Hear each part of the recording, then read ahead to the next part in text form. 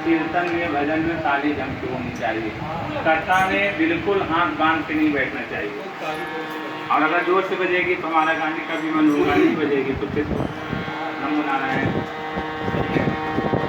निर्बल के प्राण पुकार रहे जगदीश हरे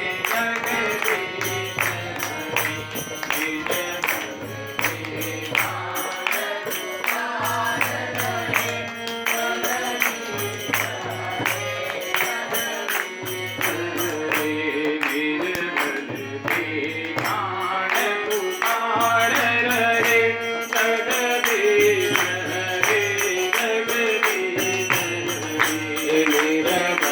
हरे। प्राण पुकार रहे जगदीश हरे जगदीश हरे।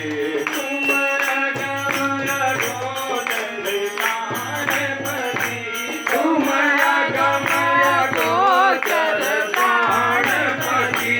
तुम सुमति के दाता मय कुमति, तुम सुमति के दाता मय कुमति।